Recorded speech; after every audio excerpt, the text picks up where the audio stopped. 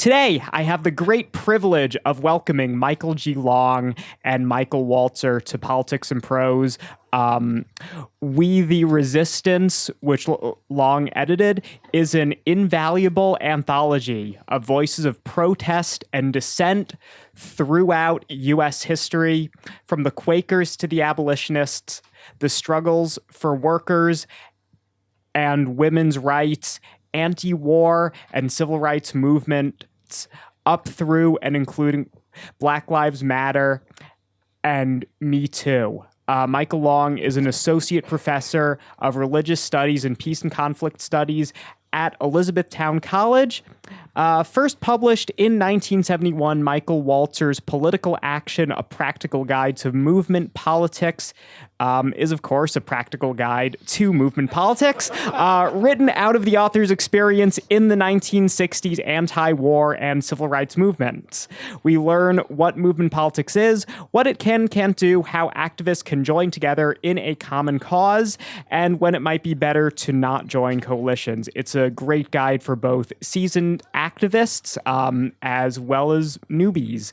Michael Walzer is a professor emeritus at the Institute for Advanced Studies in Princeton and a longtime co-editor of Dissent magazine. So especially given the times that we're living in and with the looming 2020 presidential election, I cannot recommend today's books enough. They're really great and will perhaps inspire some of us to take action. So please join me in giving a warm welcome to Michael G. Long and Michael Walzer.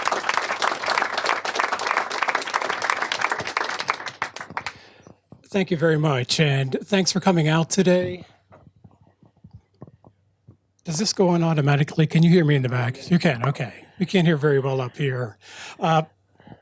Many thanks to City Lights Books, my publisher and Michael's publisher, the New York Review of Books, for helping sponsor this event. And of course, thanks to Politics and Prose. Politics and Prose, we have stores here, the Wharf, and Union Station. So check those out if you would. The first time I encountered Michael Walzer's book was when I was his work was when I was in graduate school. And I remember it was a course on religion and politics. It was a seminar, and my professor held up a copy of Revolution of the Saints. If you've never read the book, run to the cashier right after this and order it. So, was that your first book, by the way? It was my first book. Yes. So, my advisor, who's teaching the seminar, says, "This was Michael Walzer's dissertation." And then he sort of sneers at us and says, "You write a dissertation like this too." And of course we never did, but it was it's quite a challenge in that first seminar. So here we are talking about political action today, and we have a guide for citizen activists and movement politics. And Michael, I was wondering if you could just sort of give us some quick definitions of citizen activists and movement politics. Well, yes, citizen activists are people like you and me and all the people here. I was involved in the 60s in political movements, but always locally. My involvement was local, first in the Boston area and then specifically in Cambridge. We were supporting Black students sitting in the South in 1960. We needed people to picket Woolworth stores. And we recruited picketers, and those were citizen activists. A lot of them were students, but not all of them. A lot of them were what we came to call in the SDS days, community people. When you did community organizing, you had to find community people. And that's what we did later in the 60s in the anti-war movement, when we were organizing, going house to house, looking for someone who would give us a living room. Those are citizen activists. And movement politics. And movement politics we think of movements as big, the labor movement of the 1880s and 90s, the labor movement of the 1930s, the civil rights movement of the 1960s, the anti-war movement of the end of the 60s, the feminist movement of the 70s. These are the big big movements, but they have, each of them has to have nuclei. They have to have local groups, and those local groups are crucial to the success of the movement. And they recruit people very often who've never been involved in politics, who turn out to have all sorts of talents that they had never used. And I was interested in, and I wrote my book for those kind of people in the local organizations that support the big movements. Look, I come from Johnstown, Pennsylvania. Johnstown, Pennsylvania was where the Little Steel Strike of 1937 was broken. And it turned out that the whole city council was literally on the payroll of Bethlehem Steel. And organizing continued in Johnstown, and in 41, the National Labor Relations Board came and held an election, and the union, the Steelworkers Union, won a 4-to-1 vote. And if you study the history, there were, of course, organizers sent by the CIO, and they were mostly socialists and communists. But what was crucial was that steelworkers and steelworker families turned out to have enormously talented people who could organize a group, who could run a picket line, who could write a leaflet, who could negotiate with the cops. People who had never done anything like that before. And they are there. And movement politics we need now to engage more and more people like that so that they discover their talents and we discover the power that we have together. Yeah, let me stick with that local angle a second. So I'm from Harrisburg, not too far from Johnstown. And last year we had a march for immigrant rights. And it was a great march. Nothing really came of it. Are local marches like that still important? And why would we march for immigrant rights in Harrisburg? Yes, they are important if you keep doing it. Let me go back to the Northern Support Movement. We were picketing Woolworths in Boston. And one of my jobs was to ward off the people who wanted to start the revolution on the picket line. And to explain to people, look, we know that racism in America goes much, much deeper than segregated lunch counters or back of the bus seating. But this is where our friends, comrades in the South have decided to begin. And we have to support them.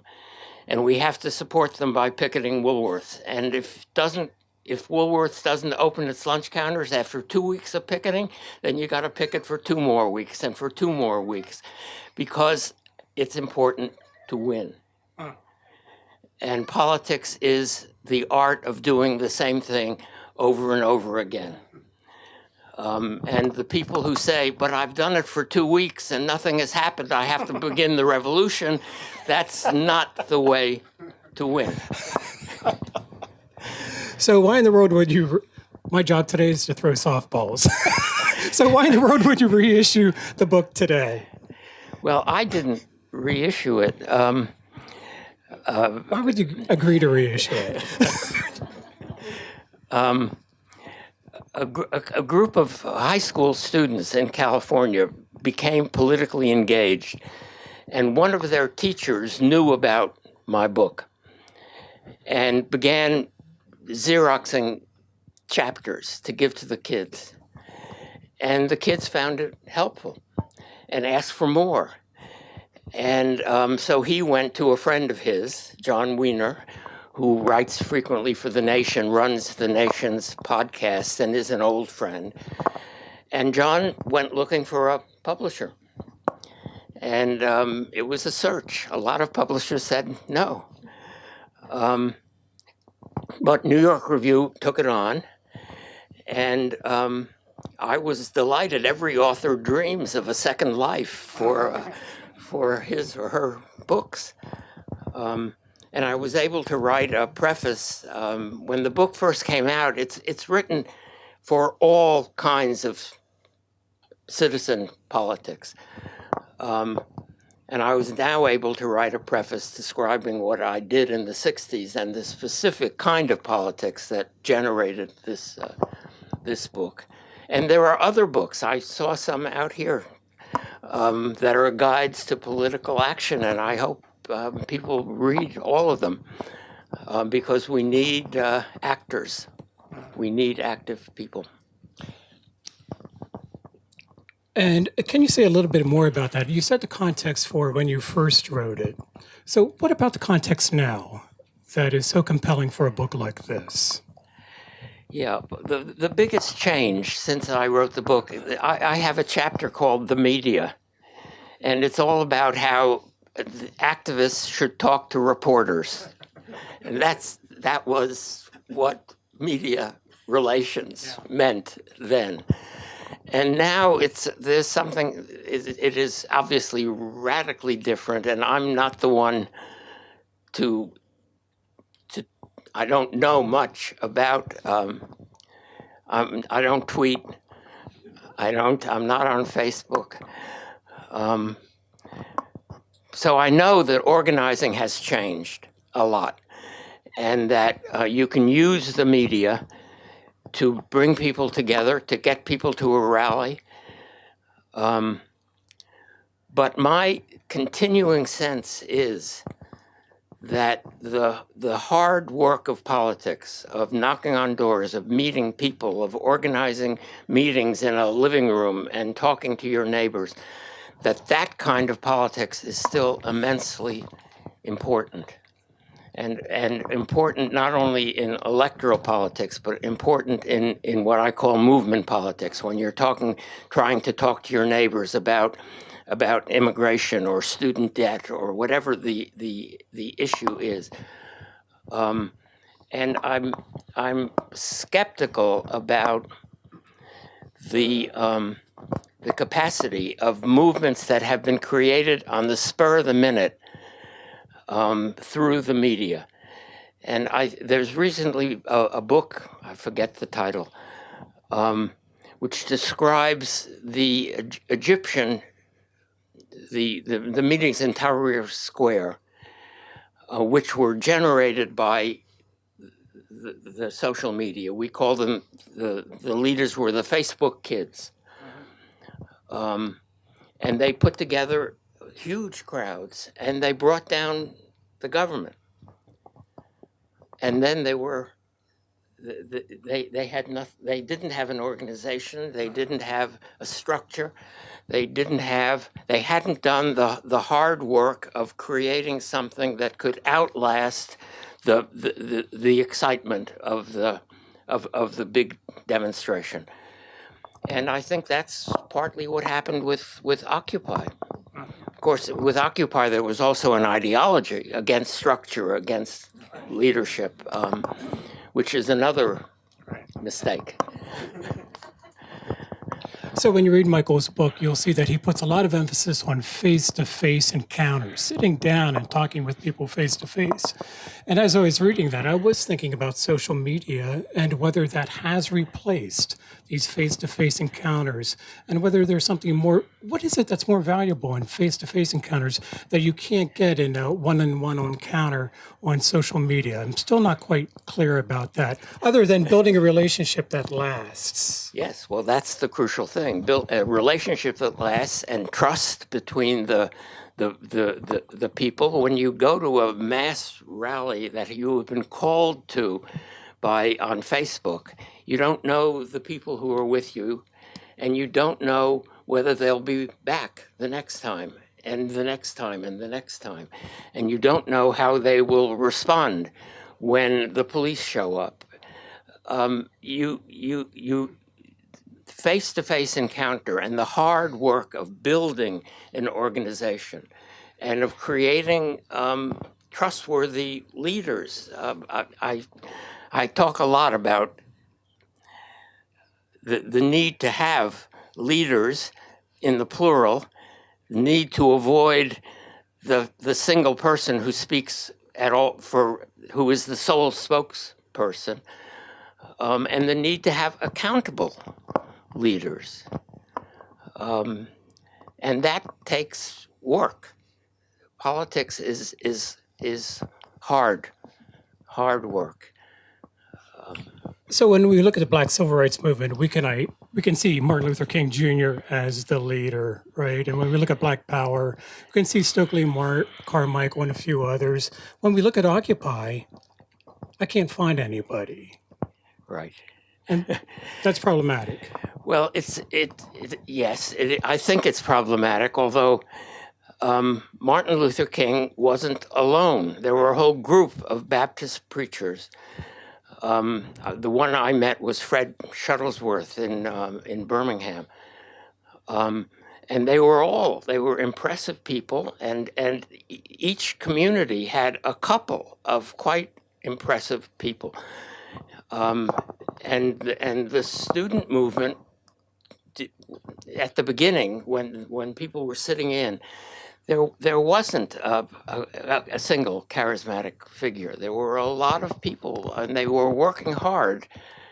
Those were the first people I met, because in February of 1960, when the first article appeared in the New York Times about students sitting in at lunch counters, Irving Howe, the founding editor of Dissent, called me on the phone and said, "I think something important is happening in North Carolina. Please go there." And I went down a week later, and I met the first group of kids who were sitting in Greensboro and in Raleigh. And they were enormously impressive people, and they were obviously people who were close to one another, who knew one another, who trusted one another. And there was no big leader. No one was showing off. And they were obviously, whoever organized the sit-in today or the picket line tomorrow was someone that they all knew and trusted. And that's important. There was a moment in Occupy. I went there a few times, but the younger people at Dissent magazine were there every day. And one of them reported to me about a General Assembly meeting where somebody stood up and said, "Look, there are quite a few of us here in the square, but we need to recruit more people." And somebody else stood up and shouted, "Recruitment! That's a fascist idea." So that's what was wrong with Occupy. So one of my pet peeves when I go to protests is that I hear every conceivable issue under the sun being talked about by various speakers. So if I go to a March for Racial Justice, I hear about issues that don't seem to be directly related to racial justice. And have you had that experience where you go to a demonstration, you hear a million different issues? Michael emphasizes in his book that there really should be one issue addressed at a time. And so he says the vote, the war, the bomb. Michael, Yes. the importance of one issue? Well, you've just said it. It's important to have focus when you're trying to bring people together.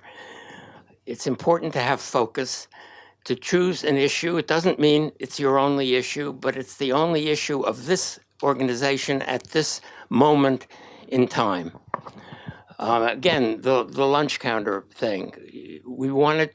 It's a small victory. We wanted to desegregate lunch counters in the South. A small victory, but if you focus on it and if you win, it means something. And if you disperse your energies over 6 other issues, you don't win. And so I am actually a critic, or at least a skeptic, of what is today called intersectionality, because I think it is very important to win. And in order to win, you have to focus. You have to keep coming back, doing the same thing over and over again, and you have to want to win, not just to express yourself, because when you start expressing yourself, there are all kinds of things you want to say about how awful the world is. In the anti-war movement, the aim was, or should have been, to stop the war. In a sense, that was the responsibility, that was the obligation of the American left, to stop the war.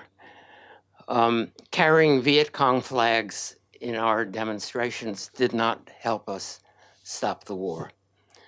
It did not. The Viet Cong had indeed won the hearts and minds in Vietnam, but we had to win hearts and minds here. And carrying Viet Cong flags was not a way to do that. It was a way to broaden the struggle. We were now against American imperialism. We were in favor of all the forces of the Third World. But our obligation was to stop the war.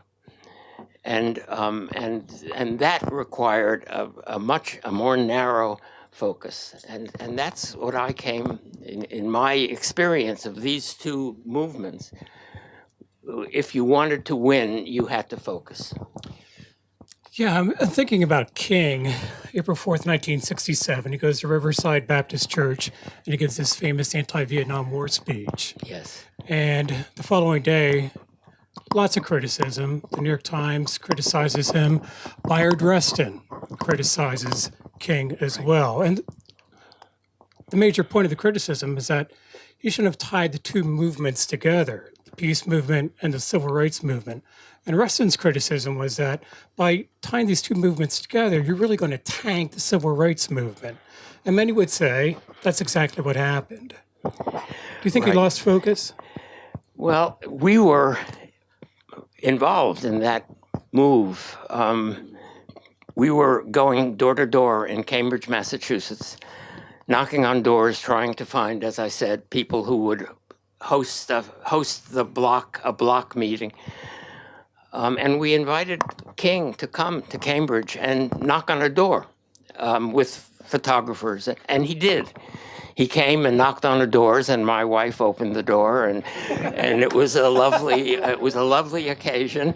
And the anti-war movement and the civil rights movement came briefly together. So, and we were delighted, but I'm not sure it was the right thing. None of the black preachers followed King in this. Abernathy, Shuttlesworth, the big leaders did not follow him. And maybe they were right. I'm not sure. It was a moment when we had decided that the most important thing was stopping the war. Right. And if King would help, then that was important. But I'm not sure that it was smart in terms of the future of civil rights in America. You know, it's not as if Rustin succeeded after that either. Right. So when he put together that freedom budget in 1966, that didn't go anywhere either. And it's not as if the civil rights had any energy after LBJ sort of focused all on the war. So maybe that was a good move after all. We'll see. Anyway, let's talk about party politics. Is it important to cooperate with the filthy, rotten system of party politics for citizen activists like us? Yes. Again, because we want to win. Political parties are multitask organizations. They are coalitions. They pull together people with a lot of different interests. And so they have a platform with 16 urgent subjects. And we are engaged, let's say, with one of those subjects. But if we can force the party to commit itself on that subject, then yes, we have to work. We have to work for them. We have to hope they win, and then we have to keep up the pressure. We are not, we don't just, like the party activists, we don't just celebrate the victory. We are committed to achieve something, and we keep up the pressure on the party after it wins. But yes, it makes a big difference who is sitting in Washington. So if we're practicing pressure politics on the Democratic Party right now, Where should we be pushing them toward? Well, we can represent a division of labor. There are different things that different ones of us should be engaged in doing. Some of us should be focused on healthcare. Occupy was focused on in New York was focused on student debt, and that's a big issue. And organizing across young people, organizing across America's college scene, because these people don't vote. I mean, they go to Bernie Sanders' rallies and then they don't vote. Focusing on an issue like that and pulling them into actual voting, that would be a good thing to do. But I do believe in the division of labor, not only in an economy but in politics. So one of the things I noticed about the Occupy activists is that a lot of them have gone from those encampments in New York City and elsewhere back to their local communities and are now organizing on a local level. And some of them are even participating in electoral politics. We see that quite a bit from the Occupy activists. That seems more fruitful to me almost than having a large encampment on Wall Street. Well, the large encampment was important, but it couldn't, given that it had not been preceded by any kind of organizational work, couldn't be sustained. And it's very good if some of the activists find work to do both in movement politics and in electoral politics. In New York City, some of them went into housing. Issues of foreclosure and equality in housing, and that's a very important issue in New York and in other cities. Yes, I think if a movement like Occupy, which doesn't leave any organizational residue, at least leaves engaged people, that's a good thing. Yesterday, I was watching videos on the computer, and I came across this video of, I think, a leftist activist on Berkeley's campus who hauled off and hit a conservative activist. Did you see this? This just happened a couple of days ago. And that connected in my mind to Antifa, and I was thinking, I wonder if Michael believes that there's ever any place for violence in movement politics. In democratic societies, we don't beat each other up. We argue, and we don't only argue. I mean, we try to create a political force, and we try to use the force. I once wrote a critique of deliberative democracy. You know, deliberation is the favorite political activity of political theorists because it is civil and rational. But our kind of politics doesn't stop with deliberation. We need organization, mobilization, demonstration. We need to organize a structure. We need to mobilize people to join, to work, and then we need to demonstrate the power of this organization and of all these people. So it's not violent, but it is forceful, and it has to be forceful if we are going to win. The violence, at least in the American setting, tends to come from the right. It's the police beating up labor organizers in the 1880s or in the 1930s. It's right-wing militias. We are different. Because we believe in democratic debate, democratic argument, democratic competition, which involves, as I said, forceful engagement, but we don't beat people up. I suspect that we have several people here who have gone to the women's marches in the past couple of years. How do you assess those marches? Have they accomplished anything? Well, in the aftermath of the Trump victory, it was just enormously important to have an outpouring Right. of protest I'm sure all of you were marching, and we were marching, and there were posters for every possible cause. Right. And so that's okay. That's for a big demonstration, but then people have to pick a cause and go to work in the aftermath, and that happened to some extent. I think the various forms of the resistance.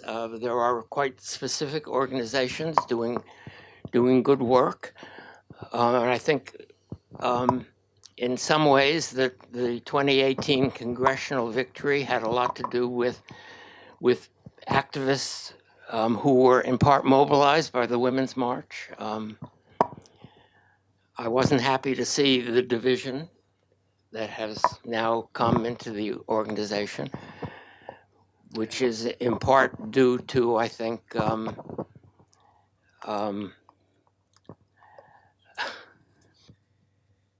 yeah, it's hard to say what it's due to, but it has something to do with intersectionality. I think you turned off your mic. There you go. Am I on now? No. Now? Yes. Okay.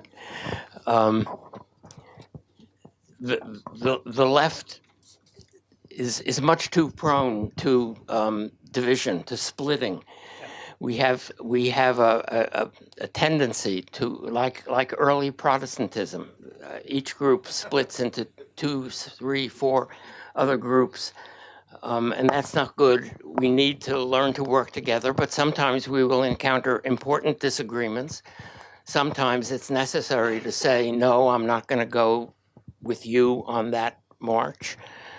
I'm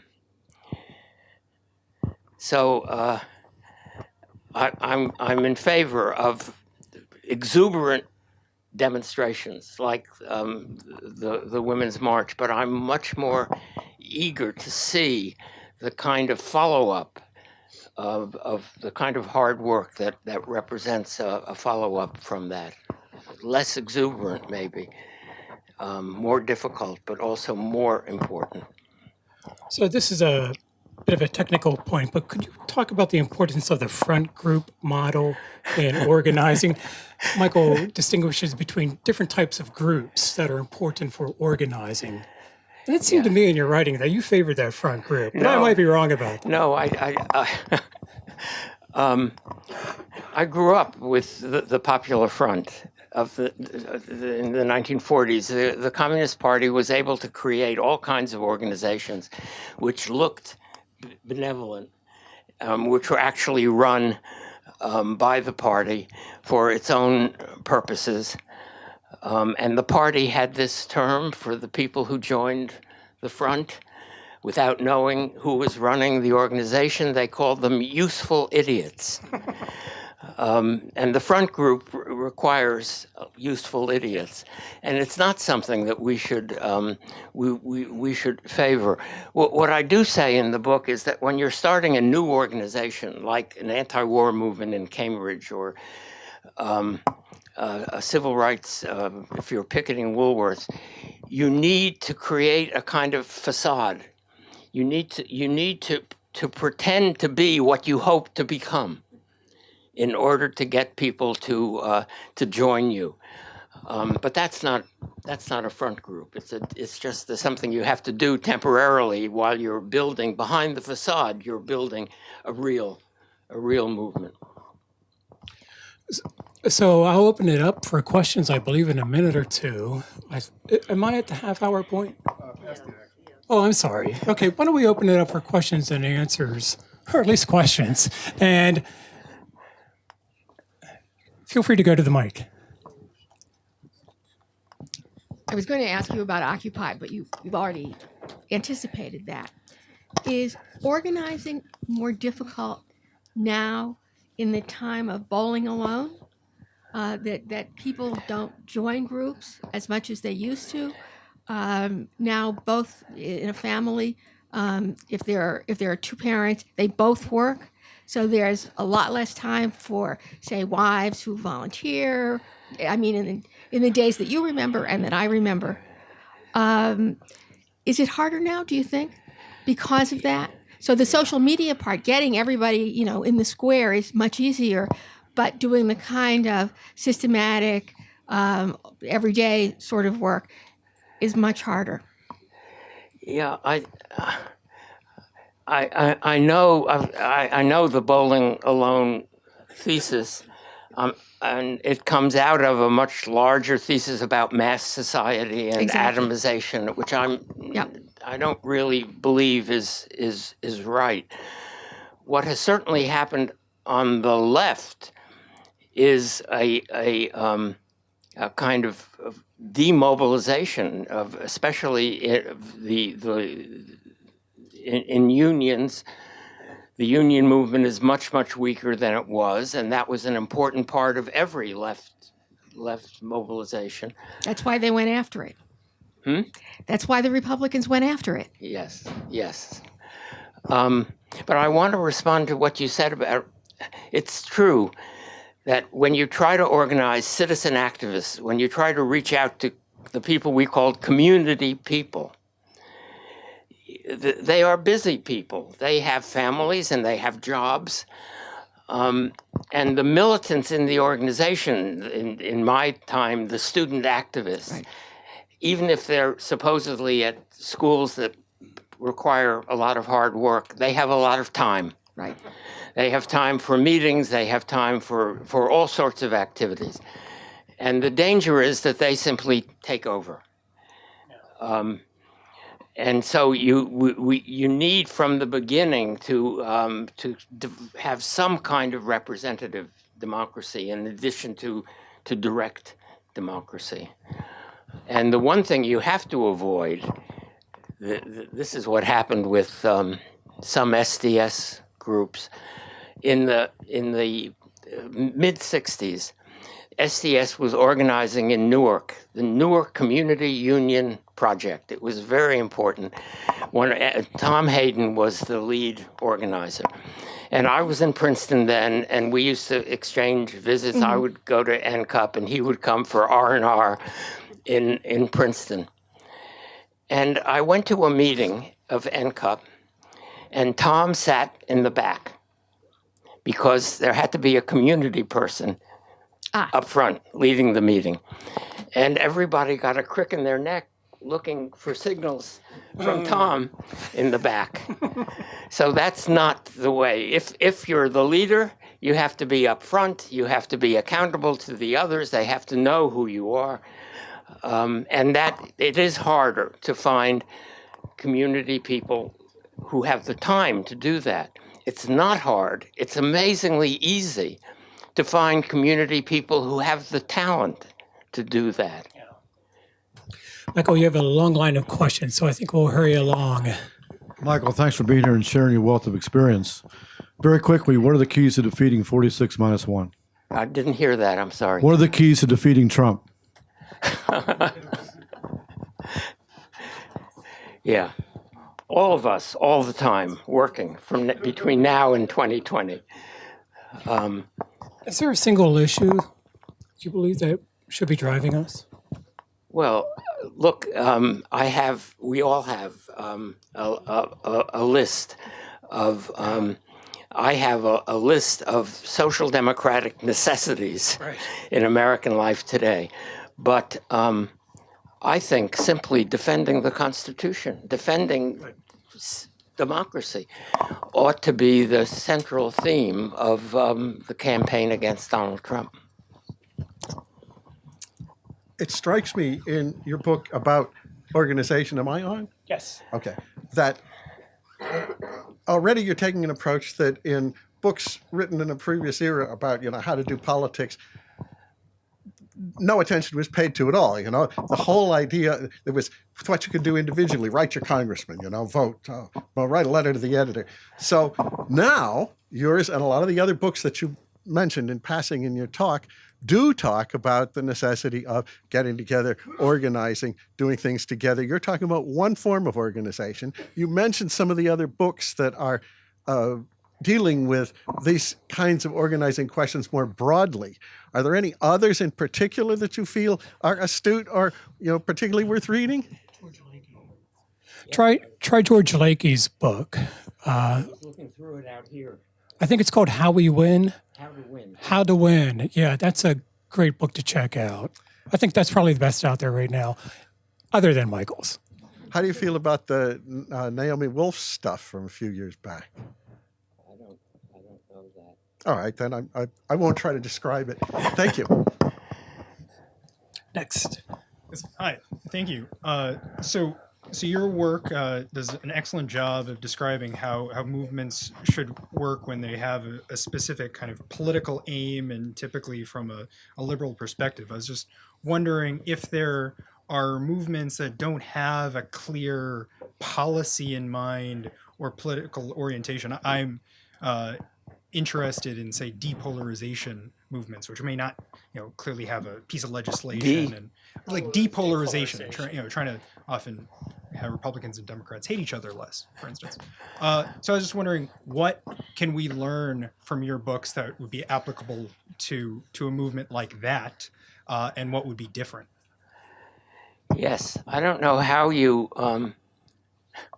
I don't know exactly what depolarization means. I mean, I understand the negative side of contemporary polarization. On the other hand, I think I was very skeptical about Obama's effort to transcend partisanship. Because sometimes it's very important to be partisan, to have a party, and to defend a particular perspective on politics or a particular cause.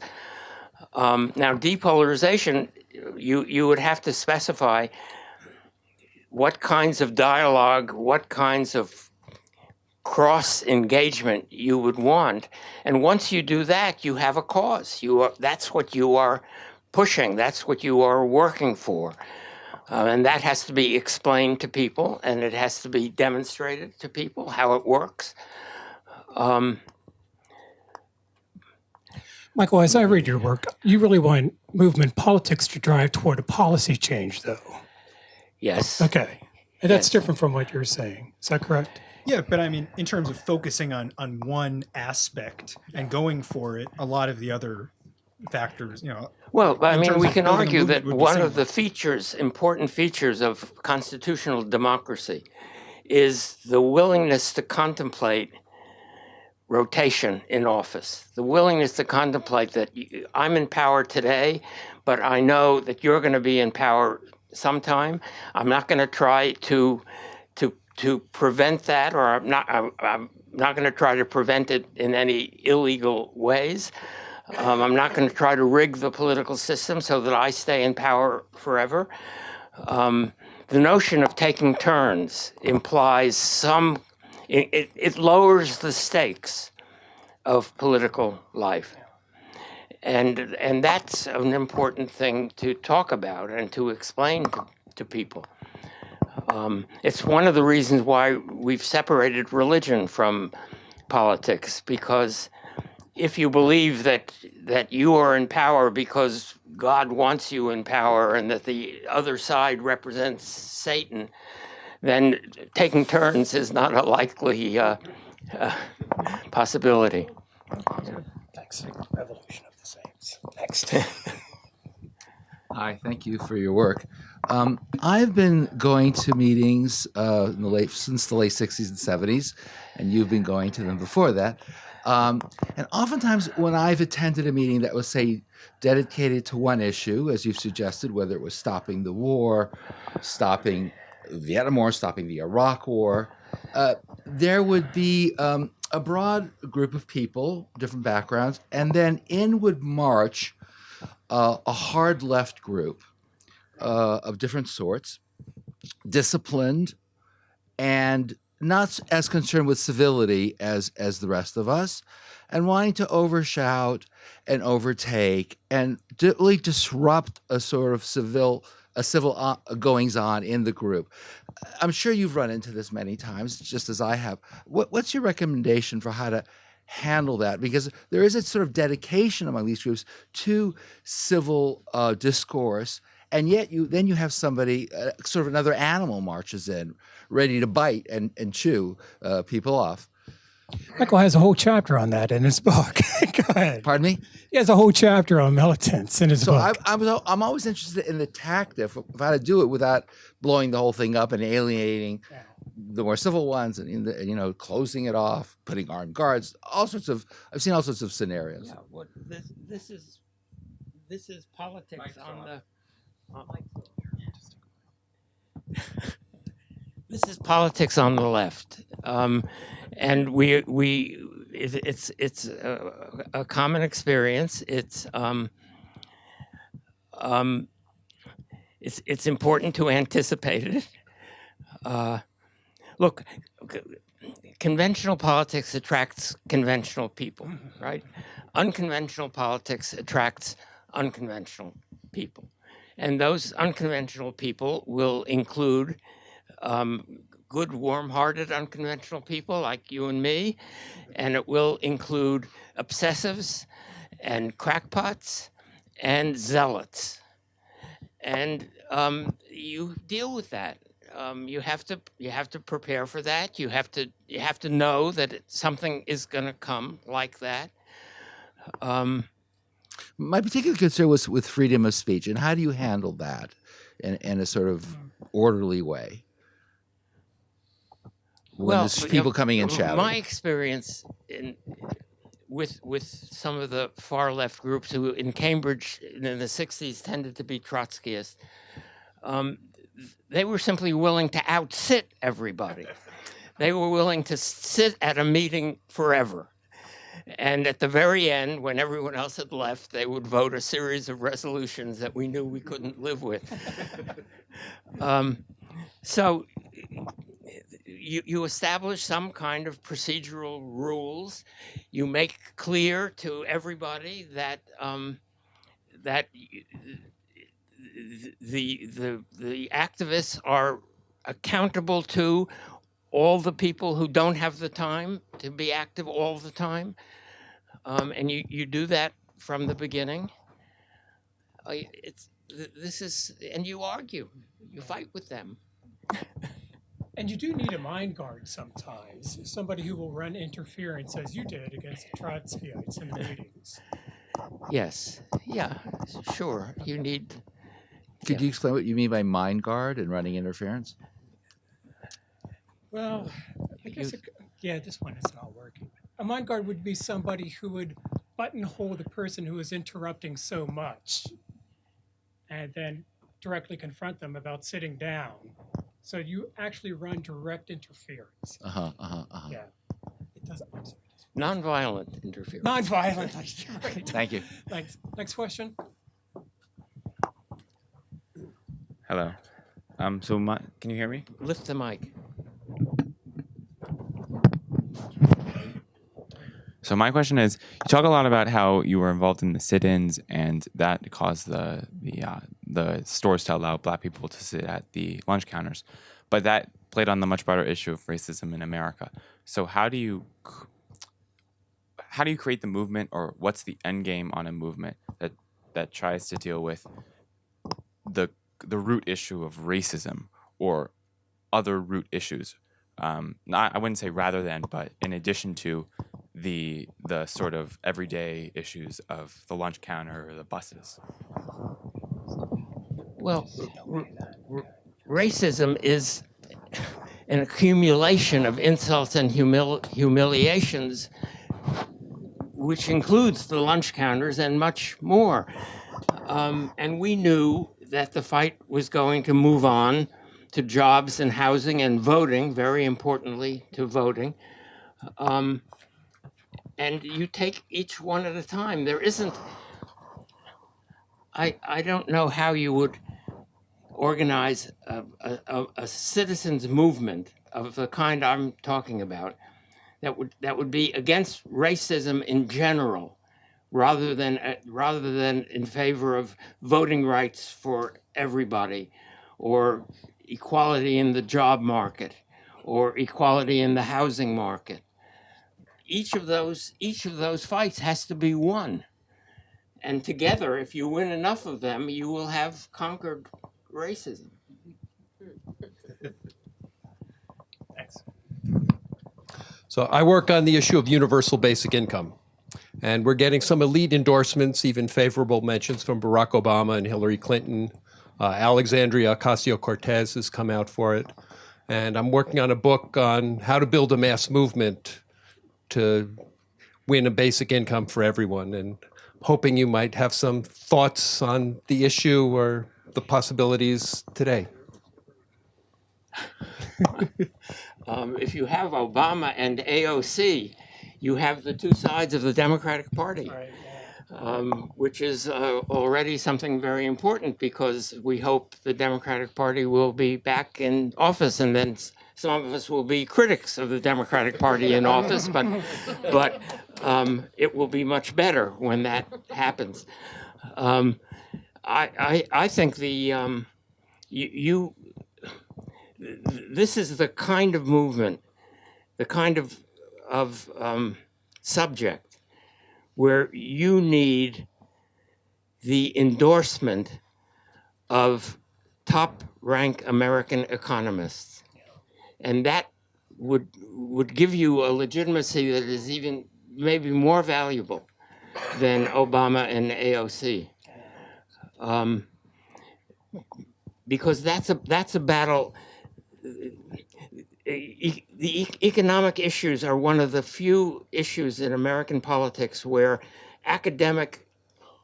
professors play a very important role. Most of our economic policy is made by professors, and that's where I would work very hard to get some of those people engaged. Thank you.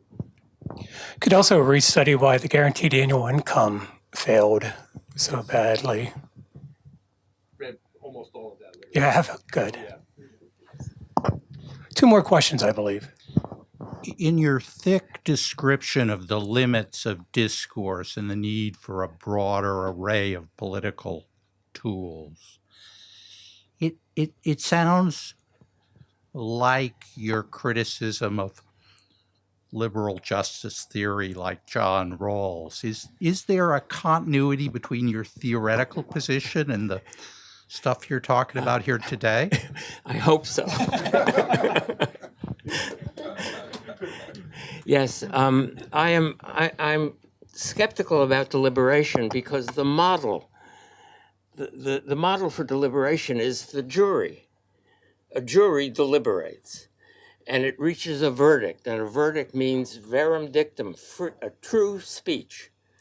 And the jurors are committed to find the truth, and they have to be disinterested, and that's why you can veto the participation of jurors who seem like interested parties. So a disinterested jury deliberates and reaches a verdict. Now, politics is nothing like that. What you can't imagine in a juror, or what shouldn't happen in a jury, is one juror saying to another, "I'll vote your way on the first charge if you vote my way on the second charge." Jurors are not allowed to do that.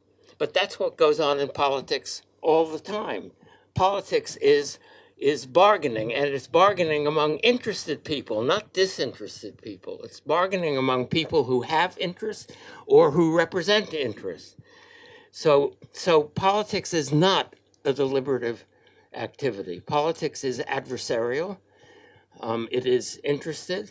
It is conflictual, and therefore you have to move beyond deliberation to organization, mobilization, demonstration, all that. I'm always amazed that Richard Nixon came out of that Quaker model of consensus.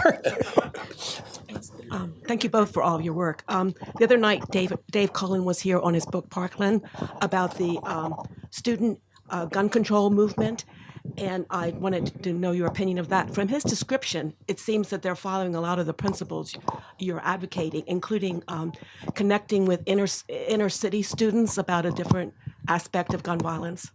Yes, I think a student movement, the student movement against gun violence, is a model of what we should, the kind of work we should be doing, and it is also it is an example of how engagement on one crucial topic will lead these kids to register and vote, and then they will be engaged on many topics.